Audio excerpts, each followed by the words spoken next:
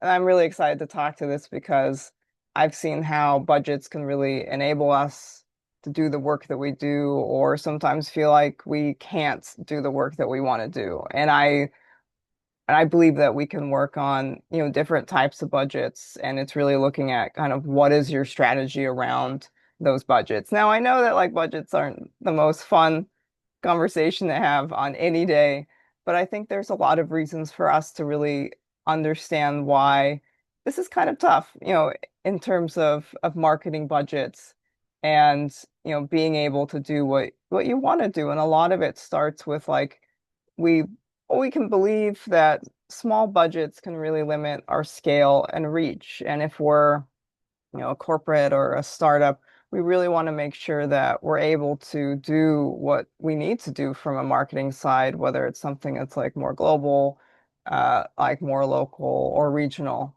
We also, there are other companies out there and competitors, and they might be a little bit more well-funded, and they're able to do perhaps more than we can. And that's, at least for us, where focus becomes really important.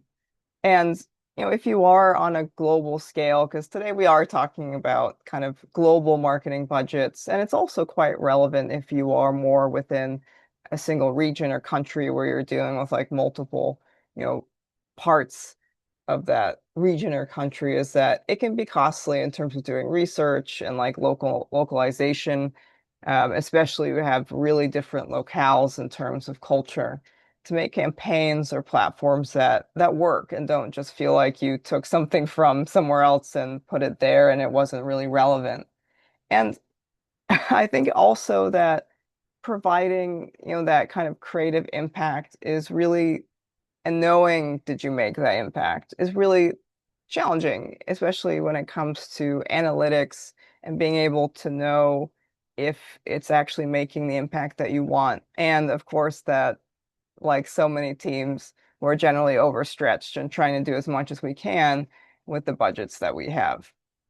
Now, I'm just going to give you a little bit of context of who I am in relation to budgets and creative projects. Is that I work as the founder of, my own consultancy, and I've been able to help a lot of different brands in B2B and B2C, everyone from, Reckitt to Converse and Nike. And I've been in product, brands, marketing, and creative for a while, so kind of seeing the entire spectrum of, doing different projects, to be able to build up a company, especially from a creative perspective. And that's been in both like regional roles as well as in more global roles. And I think that's always, my last webinar we were talking about agencies and internals, and I know there's always that kind of tension between global and regional roles. That's, something I'll definitely talk to in this, because it has actually quite a bit to do about budgets. And like all of you, maybe you haven't panicked, but I've panicked multiple times about my budgets. The photo on the left is definitely not me thinking about budgets. It's been something I had to learn on the job, and I wish that I didn't, in terms of doing this from a corporate perspective, because it was very nerve-wracking to try to, balance and know what to do and manage it. You just get this large sum, and you're like, well, I've never done this before, so what should I start with? And that's one reason why I put this together, is generally things that uh, I had to figure out, and just wish someone, showed me or taught me a little bit more about budgets. Now, I'm sure you all have other things to do than to be on a webinar about budgets, so why improve them now? Or I'm sure we kind of think that we should have improved them yesterday with all the other things that we need to do with our businesses, whether we're in corporate, startups, or agencies. And I think the big thing is that we want to one reason to really improve how we manage our budgets and our approaches, to be able to maximize that creative outreach and output, especially if we're trying to grow and expand into other markets or other localities. And it really helps in terms of being able to compete with, other competitors that might seem like they have more, and they actually might not. But competition is really tough, especially when it comes to both direct and indirect competitors. And it really helps us once we're able to improve our budget approach is that we can be a bit more impactful, especially on, say global campaigns, or you could just say more like centralized campaigns and how it really goes out to your regional partners or to your local partners in terms of efficient spending. And I think also when it comes to, you know, budgeting better is that really it helps in terms of showing the efficiency of your projects. And I know a lot of that can also be within, say, ROI or, kind of general impact, but some people will also look at, okay, how much what were you able to do during the year and what kind of impact that did that have? So it really does go hand in hand in terms of ROI is like, how are you able to be efficient in terms of your spending? It's also a bit of an optics thing. So we're going to jump in and we're going to talk about really two things in terms of budgeting. One is strategy before spend, and the other is creative can be optimized. And I know creative can be optimized sounds a little soul breaking, but it's really kind of looking at how that can become modular and actually how we can be creative in doing that. Now, I know, the people on the call have different needs in terms of budgets, and I'm just curious, and you can put like a one or a two in the chat, which is like, which one do you find more like interesting in terms of budgets?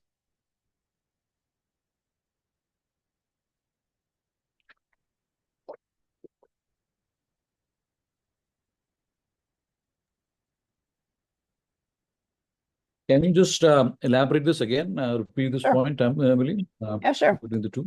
So, yes, in terms of strategy before spend, it's really that we have to be super clear on what projects we're doing and alignment. We'll actually go through this, within it'll have its whole own section, but that's really strategy before spend.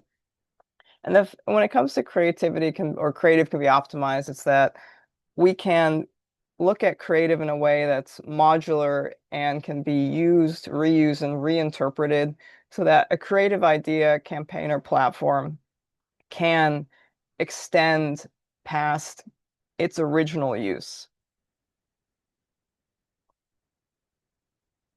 I know some of these Got it. statements are very No, catchy, I but think no, no, no.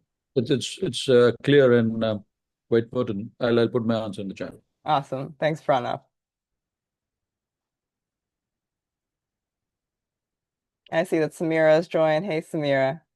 But okay, so we have an answer from Maribel. Both are, but curious about two. I get that. Um, I, I understand, especially because, if we're working as, a creative agency, it is how do we think about it, think about our work in that way so that it goes beyond the project. And I know for me as a creative director, I try to understand, it's like how does it fit in and how does it expand? Um, and we have uh, Pranav. Okay, we have a vote. Okay, here we go. This is an interesting answer. While I want to vote for number one, he's interested in number two, especially as a bootstrapped founder. Well, luckily enough, we'll talk about both. But just trying to gauge if there's any interest between one or the other. I think number one's the more like, less cool, fun part, but is actually really important. So we'll jump into it. We have both in terms of interest. So strategy before spend.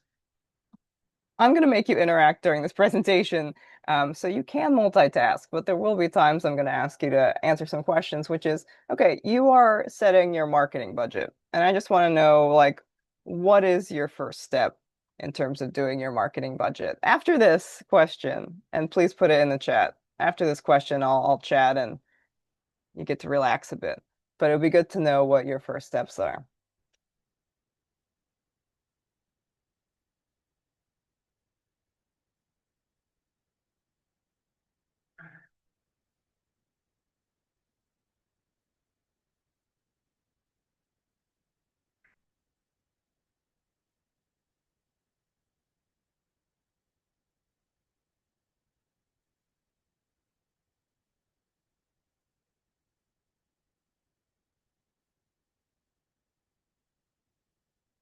Okay.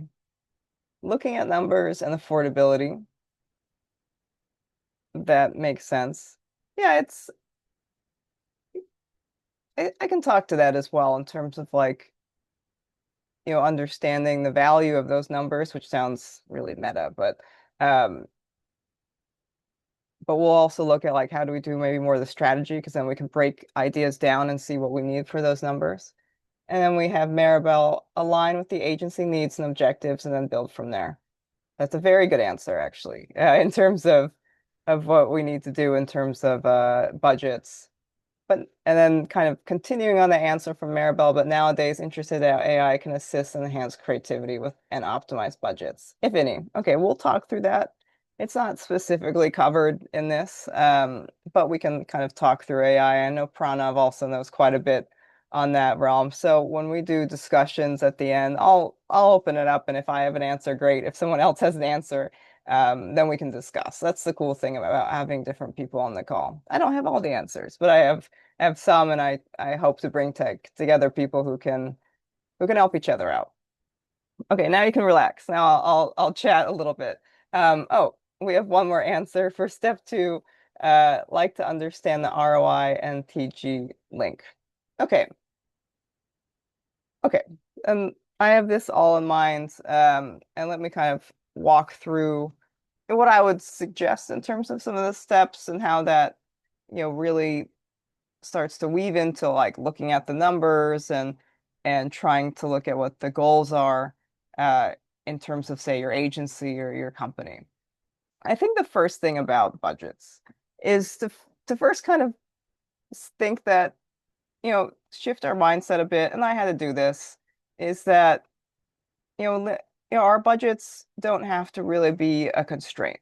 And I know that sounds a little idealistic, but as someone who lives on the boat and has to, my budgets does different things depending on different countries, that flexibility and kind of changing your mindset helps. So you actually hopefully have a little bit of fun as you're doing your budgets. And also, to be honest, every year and month is a little different in terms of your budgets. I think the biggest thing is that if you have methods and the thing that I asked about, what's your first step? Sometimes it's like what's the setup? Is that if you have labor intensive methods or approaches or processes internally, it's really going to limit your budget and your team's energy. So, getting approvals or um, certain types of, I don't know, platforms, and that's actually going to run through your budget. The longer a project runs, the more budget that you're going to use. I think also that it, it can really feel like if you have less budget, is that you won't be able to meet the demands of a global market, and it can feel pretty overwhelming, and it can almost feel like you just can't do anything. And that can be a difficult feeling, even though, to be honest, you can do if you start to look at it in a certain way, and this is what I talk about with people, as we're discussing, whether it's making something modular or as Maribel was mentioning, like how do you use other tools like, AI in terms of making it also modular is that there are ways to take something that might seem small and make it more impactful or also a little bit more scalable. I think the other thing I always advise people is really, you know, try to embrace at least this year if you have a budget that is maybe a bit more lean, you know, a little bit more creative ways to use it, um, so that you don't feel like your creativity is being killed. And what I also like to mention to people is the budget that you have this year is going to be different than the budget next year. So if you can try to use and find ways to make it feel less constraining, the easier it will be. And there are definitely ways to do it. And that's what we're going to look at in chapter or part two of this is like, how do you actually make creativity modular, which I find so interesting, at least from as a creative and as a creative director. I think the other, and this last point really starts to speak to that, is like, how do you really prioritize those assets that will be cost effective and scalable or projects, and also really start to build momentum? it was a funny thing. I had like an old colleague ask on LinkedIn, like, how do I get any project through a big corporate?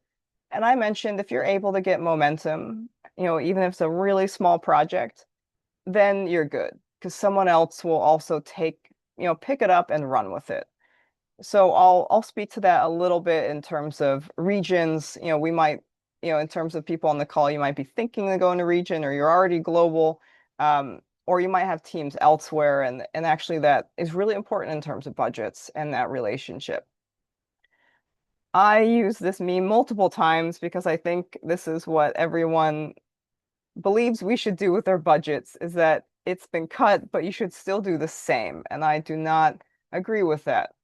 It's not doing more with less. It's actually doing less with less, but making sure that you're really looking at it in the right way from a strategy perspective.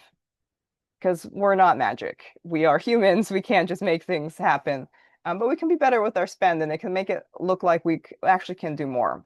And this is, in order to be more efficient, we really have to start with our strategy. And actually, Maribel touched on that in terms of her first steps, which is really align with the objectives, of your company. And I'm going to talk, it's a little bit of that and a little bit kind of beyond that as well. Now, if we don't have any sort of strategy of how we're going to do our global marketing budget, um, any campaign or platform is really going to lack that cohesion, especially when it comes to different sort of audiences that we're going to talk to. So it's aligning with your objectives, but also really understanding the context that you're doing your spend, especially if you have, a larger reach in terms of your overall company. I also think, and when we do budgets, it's not just at the start of the year, it's, mid-year, it's whenever we're asked to do budgets. So it's something that kind of keeps coming up and we have to keep re-strategizing. I also found that when we're kind of like hasty in terms of doing spend, it can really have low impact. It can really limit our funds, and it means that we're maybe not as aligned as we would want to be in terms of budgets. And indeed, when it comes to clear objectives, like it's if we are really super clear in terms of those objectives, it will really help in terms of using spend correctly. And when I say clear, I mean if we don't understand it, we keep asking for clarity. I think there's many times in the professional world where you kind of think you know what someone means and not really, but we have to drill for absolute clarity because that's where a lot of the assumptions lie is what we're saying in terms of what we need from budgets. And I've definitely been one of those people who's like raised my hand and said like I really don't understand what you're saying. Can you please, go into it more because if I don't understand, then my budget isn't going to reflect it well. The reason why I wanted to bring budgets and creativity together is, when it comes to the numbers and when it comes to something like an actual, visual or campaign or website, that's when you start to see your strategy come to life and if it worked or not. It's very obvious. It's not like a presentation where you can kind of fake it. Like you really can see like that did or didn't work. Um, and in terms of the idea of strategy and aligning with objectives, I think the biggest thing is not just aligning, but making sure, okay, what is really that high impact initiative? Like, what is that thing that we really have to do in terms of having that brand strength that really goes toward our goals? And when we can make that bridge and connection from like objectives to that high impact initiative, it will really help for us to start building off of that. I This is where, I really want to focus on the idea of regions and or if you have like other partners elsewhere, even within the same country, is that when you're able to sync with their goals, it's really helpful for spend. And I've worked in both, teams, global and regional teams. I know there's always tension between them and all that, but there doesn't need to be. It's fun, but there doesn't need to be. But it's important that you have to really understand the local objectives because if you are building a global budget, then you're going to have an issue building campaigns or platforms that won't be able to adapt and won't really resonate, especially when you're dealing with, completely different cultures. If you have, regions, like say the US and then India and then China, like you're dealing with very different contexts. And if you don't really have that regional insight when you're building your budgets, you can actually have a lot of overspending and a lot of duplicate spending. So like, one team might spend on something and then a local team might respend on it. And it really doesn't need to be that way. Um, and it's really important that we can tailor spend to local market needs. I know that we need to align with global objectives or the big company objectives, but it's also important to know what's actually going to happen down the line when it comes to local market objectives, because then you can start to connect the two earlier. And also you can share spend as well and make sure that whatever you make will work. I think there can be a big disconnect if not thought about earlier in terms of like what you originally created from a global or centralized perspective and then the execution all the way down the line. And if you're able to look at that a little sooner, you actually will have that impact in terms of whether you're talking about a campaign or a website.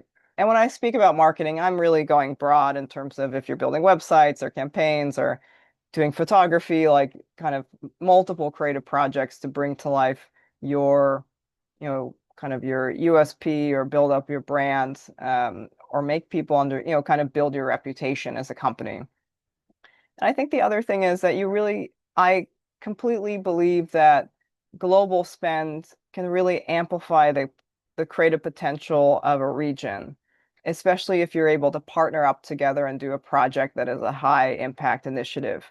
And that's why I put the photo on the right was when I was agency side, we worked on a retail strategy and experience with Clinique in China, and it ended up being their global design approach, and I saw it everywhere from Buenos Aires to the US. And that's because if you're able to take something and it's good, you can scale it, whether it came from global or whether it came from a specific region. And as someone who's been in both, I really believe that other people can take ideas and make it great and run with it. And that's always my goal, especially when it comes to this idea of modularity.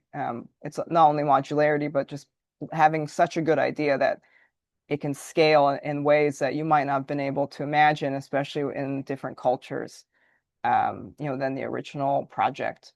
I do see a comment. So before we jump in, Maribel's asking for later, and we might address an hour later. Curious to know if it's a true or a myth that a brand's budget isn't fully spent during the year, it gets reduced the following year. I will answer that now, actually. It Yes and no. I think we believe that. Like, if we don't spend the budget this year, they'll be reduced the next year. There's other factors that generally go into budgets. For example, just the overall company budget or your team budget. And the reason why, if we don't use it this year, it might be reduced is that it's people will perceive that we might not need the budget, and we're trying to understand from previous years what will be needed as the budget. So if you did spend less one year and you were going to spend more the next year, you would have to make that case of why. Like, hey, we spent less for this reason, but we're going to spend more. So I think we always have that feeling. I mean, I know Maribel, you work at one-to-one, and you're an agency, and all companies panic in November to spend their money. That's a slightly separate topic, but it's related. It's not necessarily true, but I think we really perceive it to be true. But it does affect the data that we have that says how much we're spending. And that will, data is data. That's what we'll take in consideration as what really happened versus what we say we need in terms of spend. I'm still gonna panic though when it comes to when it comes to budgets. Now, that's why I wanted to answer this question was because I just want to see like before we get into, yeah, of course. Um, the creative part, which for me is the fun part, but I also love strategy, which is like any other pain points around strategy that I might have missed, um, kind of before we jump into the next section, please put in the chat. I'll give you guys a couple seconds, almost a minute, just to make sure in case there's something that you really want to address on this section.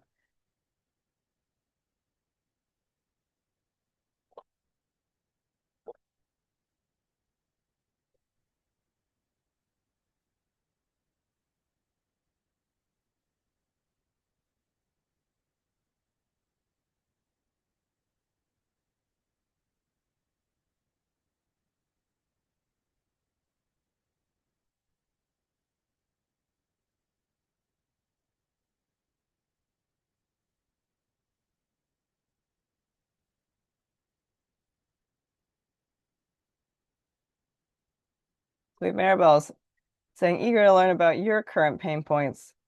I think my pain points are always that, you know, we're talking about strategy and aligning with objectives. And I have to say, like, when I set budgets, it's usually very sane. You know, we have a spreadsheet or whatever. But then it's really during the year that is actually really tough because you have to keep balancing and rebalancing. And also, much like to your question about, if you don't use the budget, your budgets can change during the year and it might be cut or expanded, usually not the latter, but it might be changed in some way. I think that becomes the challenge, and also projects change throughout the year, that budgets aren't something static. It's not something you do once and you're like, oh, my perfect world's going to be spent in this perfect way. It's that it just keeps changing like throughout the entire year. And I found that what helps is just being able to anticipate that because, my first couple of years, I was always surprised when it happened. And now I'm like, well, it's probably going to change around these times. These projects might or might not be prioritized. So I think that for me is a pain point in terms of dealing with any type of budget, is that it is an organic living thing, not just something that lives on a spreadsheet. Another kind of comment, and I'll read out loud. I assume many factors come into play, like new launches or a recession. It's almost like a living organism. Exactly. I think that's what makes it tough, is we look at budgets like there's something that are, financial and numbers and clean cut and non-emotional things, but you're dealing with it over the course of your entire, you know, project or year. And it does keep changing. You have to keep looking at it and adjusting it and rebalancing and all of that. I guess kind of like a personal budget, but you don't always have control over, the amount of budget that you have. And that's what I think that also is a pain point, is just feeling like a little lack of control on it, especially if you're in more of a global company, or if you are in like a startup and things fluctuate. So that fluctuation can be a little challenging as well. Okay, do most marketers, here's I don't know if okay, Pranav asked, do most marketers really understand what strategy is? Um, that just makes me laugh. I think so. I've been lucky to work with amazing marketers, and I've kind of I'll speak to one right after this who I absolutely adore, um, and they've been great, in terms of doing, strategy. And but to your question, I guess it depends. Maybe there are marketers out there that I haven't worked with that aren't as great at strategy. And but the other thing is, when it comes to the word strategy, like it can mean so many things to so many people. It really means for me planning something out well, and making, an idea absolutely clear. So do they? I don't know, but the ones I've worked with generally do. What I found with marketers that affects this overall thing is that usually they're juggling a lot. Like the marketers I've worked with, who I have the utmost respect for, are trying to do pricing and they're trying to do campaigns and they're doing all this and they're just busy. I think that's what I've noticed with their roles, is there's just a lot going on and budgets are just one of them. So hopefully that answers your question. And maybe everyone has there are people out there have different ideas of what strategy means. Cool. Well, let's jump into it again. If you have any other thoughts, just pop them in the chat and I'll address them as we go along. Um, and we have one more in the chat just before we jump into it. Samir is asking about what do you think about the future marketing? Also, what would you want to become your own brand? What do you think about the future marketing? Wow, that's a big one. Um, in terms of like what it is. Oh, no worries on that. The future marketing, I think the main pain point for marketing is that, and you'll see this within like LinkedIn, in terms of like no one wants an CMO and it's difficult to run kind of do marketing within the organization. I think it also depends on kind of how that organization values, marketing. And if they see it as a tool, within their, especially to be honest, their sales process. Because marketing is like sales without sales. It's like marketing in a way should set up a sales conversation. If we're going to be like really um, practical about it, that when someone gets to that conversation, that they already know something, they have already been impressed by something, they've been kind of primed in a way to talk with you. Um, so I do believe that marketing is always needed, like in a way. It's that like a lot of different expertises, they change, kind of over time and how that's going to be done. I think people are going to look at marketing in terms of more efficiency. I know Maribel was asking about kind of AI tools, like how do we do that a little bit more efficiently? I think it should sit a little bit closer to sales, to be honest, even though I'm a creative and I say that, which is like, but like I really believe that they should actually sit a lot closer to sales because that's sales is where you're gonna be able to prove your impact. And also sales is just knows because they're having direct conversations. They have kind of first line information in terms of like what is happening out there. Even though you might go get more data, like they can just kind of tell you, I've been talking to X amount of people and this is what's happening. So that's what I would hope is that it actually goes closer to sales. I've myself as a creative director have been trying to get closer to sales because they talk to the customer in a B2B sense, or they might talk to a distributor if it's a B2C company. They talk to the distributor who then knows kind of what's going on. Um, so I think they'll be asked more for efficiency, and of course, like if they can sit closer to sales and they'll show their value a bit more. I think a lot of people wonder if marketing has its value, and it does. It just depends on how we look at it, um, and how it can, kind of partner with other teams. I hope it can be more creative as well, because that really shows the value too. I'm gonna, okay, we have Pranav who's gonna echo that point. I'll read what Pranav is mentioning. We want to echo the point of Samara. Under both scenarios. One, would you want to build both a company brand and also your own personal brand? Or two, where would you want to become your own brand? Okay, this is got it. Now I understand. Okay, so if you are, it depends what kind of company you are.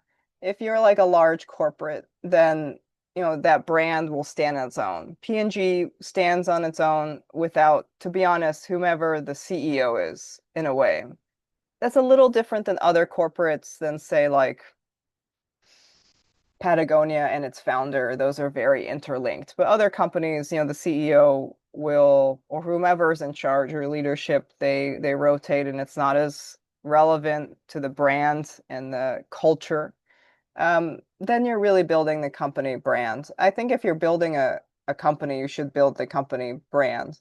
But it depends what priority that is, especially if you're a startup. Really, a brand is, building out a reputation and being able to control and amplify that narrative in terms of what you want to be known for. And that's why people do a rebrand, is to be known for something different than they're known for now.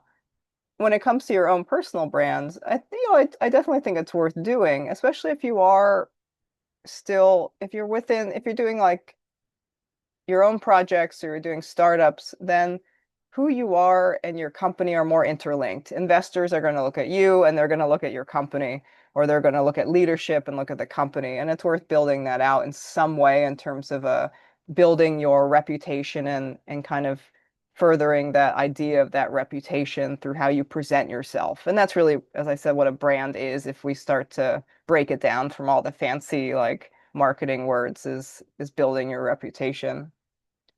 Um, but I would say in terms of how you do it or to the extent that really depends. But you have, the saying is you have a brand whether you made it or not. And that's true. You're known for things already. You already have a personal brand started. It's just more how much do you purposefully engage in it or allow it to run on its own. But it's really about prioritizing depending on if you're running a company and building it or kind of more building your personal brand. Cool. Well, we're doing okay on time, but let's jump in. Again, put some things in the chat, but we'll go through the second section and then we'll be at more chats. And then we can go through this. Um, in terms of improving your budgets, it's really a three-step process. And that makes it sound simple, but I guess it has a little bit more steps, but it's generally three steps. And the first thing really is like getting on a call and discussing your goals in situ. And I love talking to people about their budgeting goals because it really makes them be able to do what they want. So if you're hesitating, don't, because it can, if you want to just book a call and that's it and talk through something that's really on your mind in detail, we can spend the time doing that. So just want to put that out there in terms of, being able to continue this conversation and help you more in terms of doing your budgets. Cool. Now we're going to get to creativity that can be optimized. And for me, this is really interesting because this is really where you start to see making spend a little bit more efficient, especially with how you do this. Now, this is going to be a simpler question, and you can say none all the time, whatever, which is how often do you reuse content, ideas, and visuals within, whether it's your company brand or your personal brand?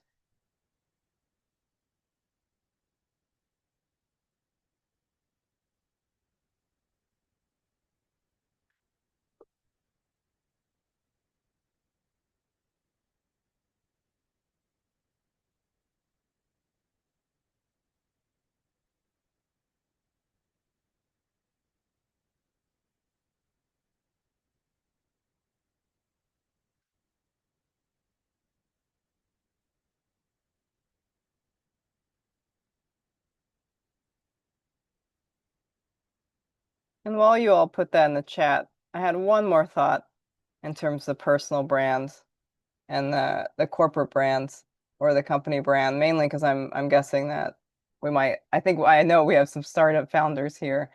Is that you can, if you are, working in a startup, you can start developing some of those together, especially when it comes to you talking about your startup. So there is an overlap, and I think actually finding that overlap really helps to make it more manageable.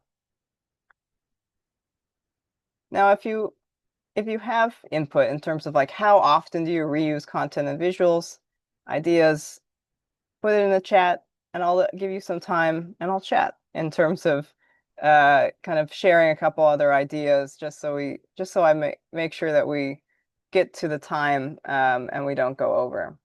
Now, I really believe, and I've done this a lot, is that design can be modular and you can really look at creative in a modular way for easy adaptation. And that's always been my goal when I build brands, is like how to make sure that it can be used in different ways and adapted, both visually and especially ideas. Now, the one of the main issues I've seen is that inconsistent creative across regions can be really confusing and really weaken your brand recognition.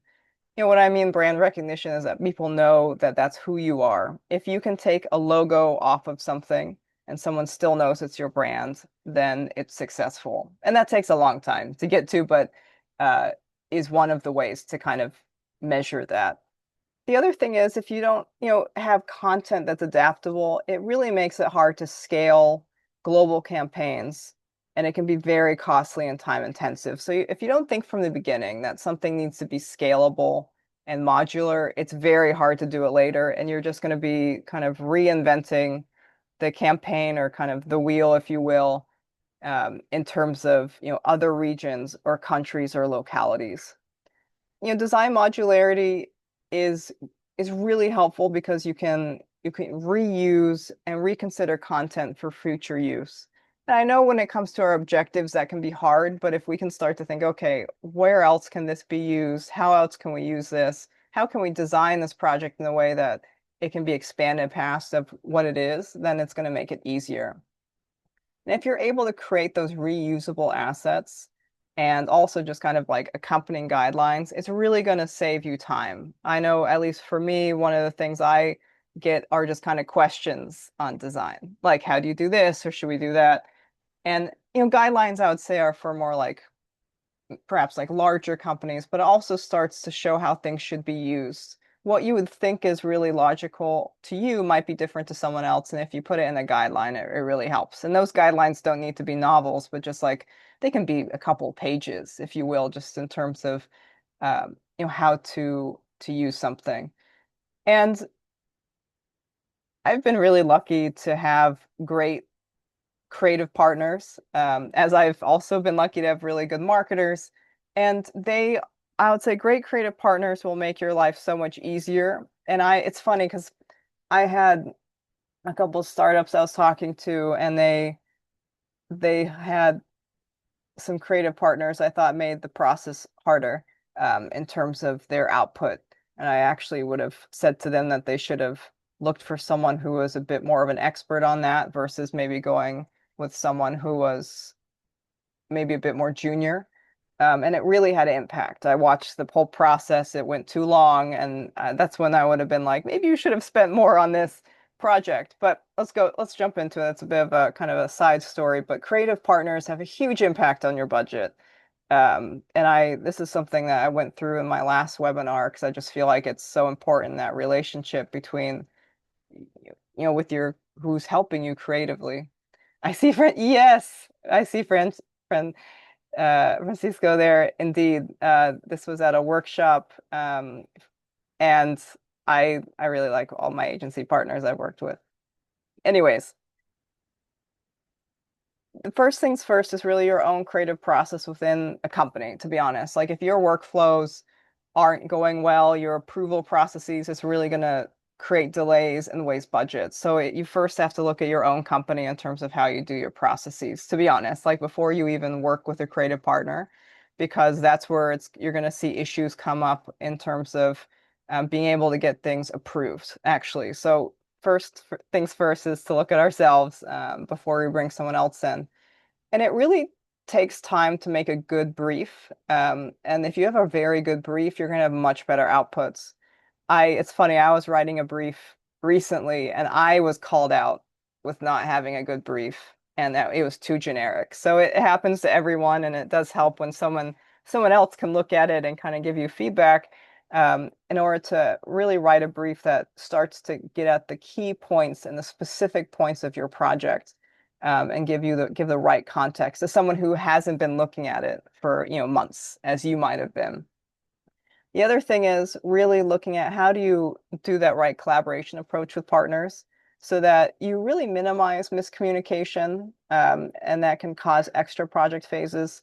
To be honest, I've seen projects develop and sometimes a phase doesn't work.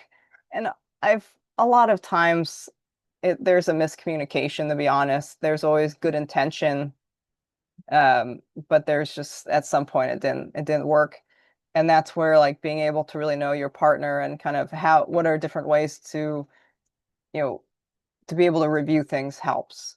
I think the partnership is very important. I actually think we a lot of times overlook this, but this is going to really impact your budgets of who you choose. And it's going to take some time, like in terms of choosing the right person. Like you might not get it right on the first try. And you actually also want to really understand is like what kind of expertise do you need for your specific project? If you're doing a project you're going to really scale versus a project where you're expanding upon an existing campaign, those are different partners. Um, and that's going to be kind of different budgets and expertises. And so being able to know that will make it just way easier in terms of doing something that's maybe cost effective, or also, having the right partner in terms of project management and strategy.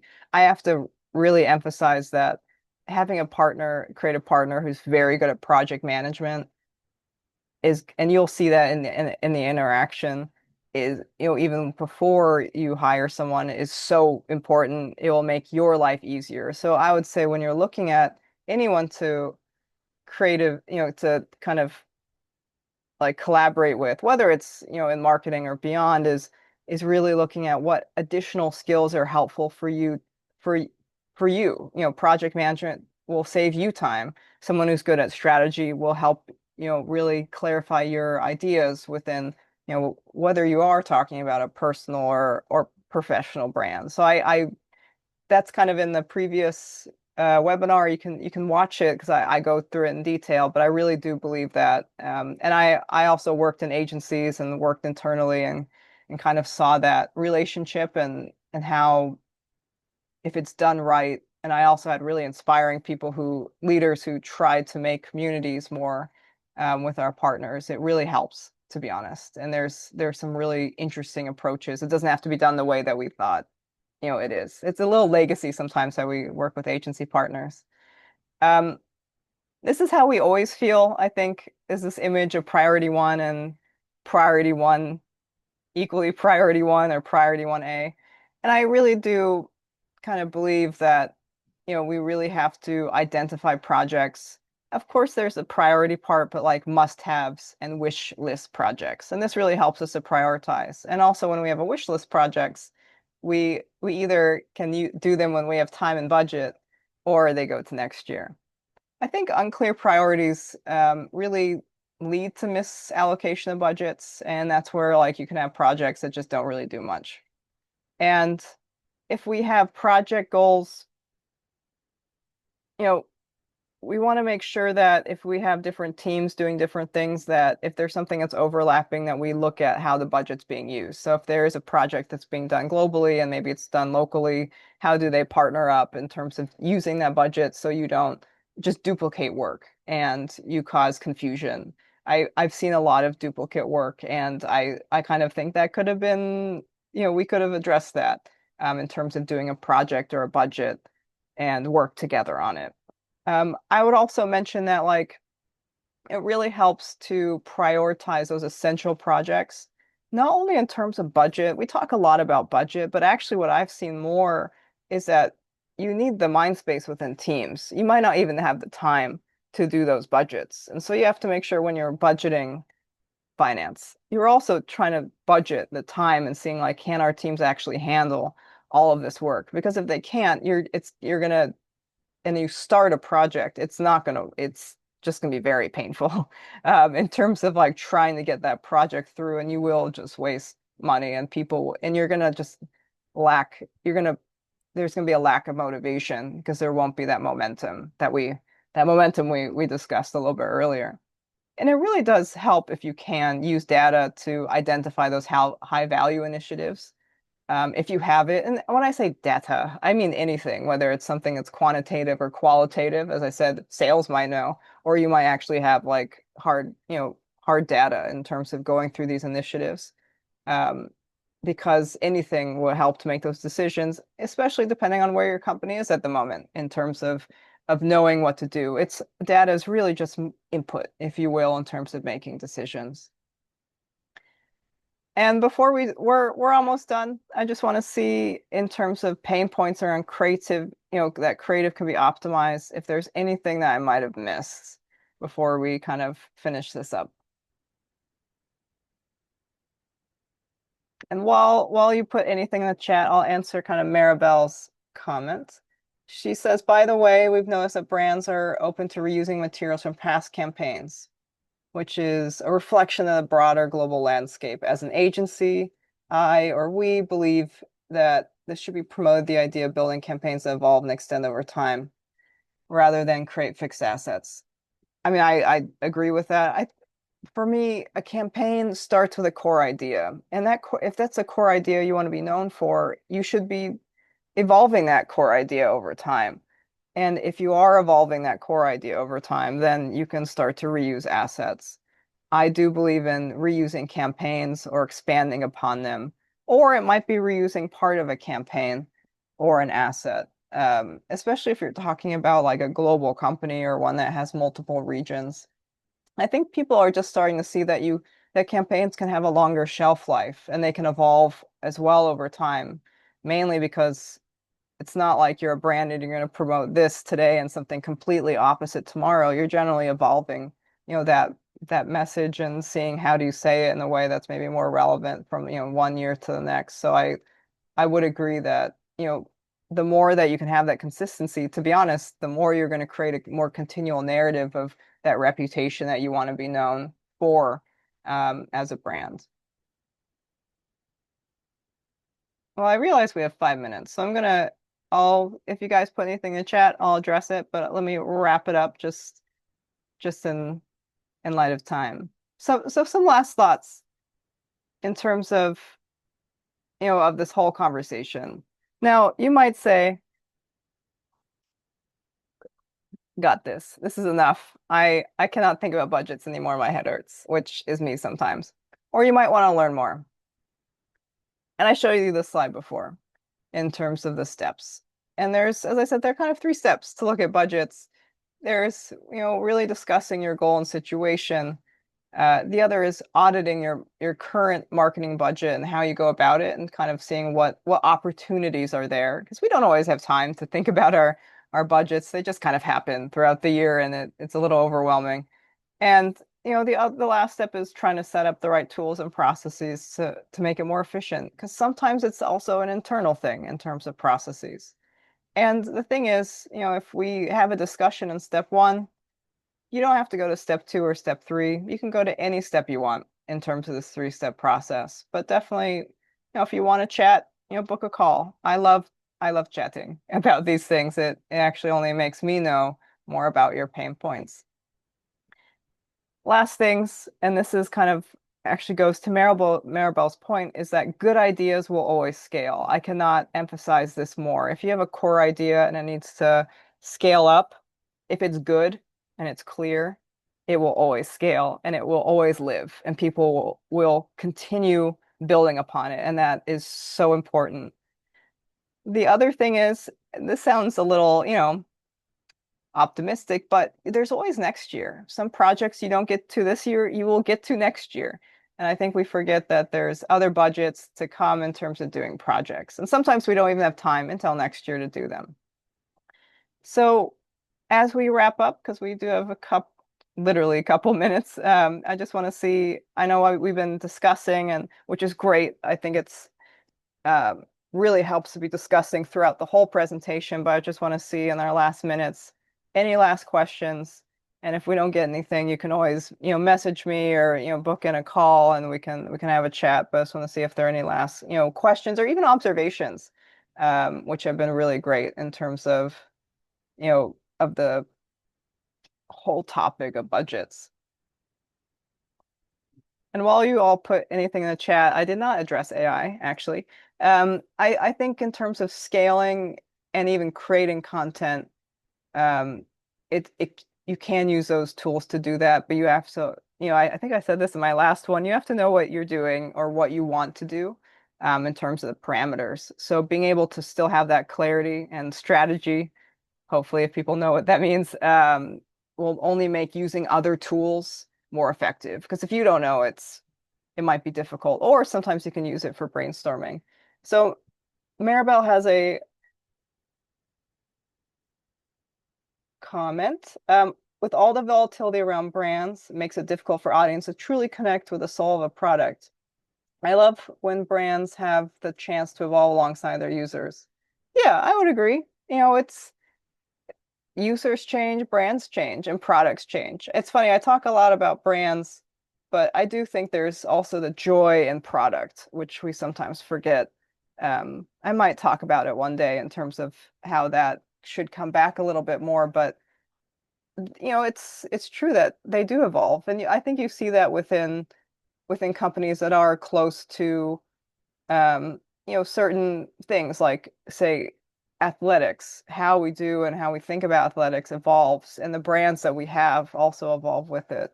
Um, so I do agree that brands evolve. It's funny if you look at a brand and, like, for example, like Airbnb, if you look at Airbnb like years ago, it looks very different. No worries. I see that Maribel's gonna kidnapping. No worries. It's totally fine. It's great for the comments. I realize we're at time, but anyhow, on that note, definitely look back at brands that you really love back in the day, and you'll see how different they actually are. It's a very fun exercise if you haven't done that. I do that from time to time. So I realize we're at time, and I want to respect that budgets aren't the only thing you want to talk about and think about today. So I just want to thank you all for coming, and uh, reach out if you have any questions in terms of budgets or things related. Always happy to chat. Hope you all have a great day.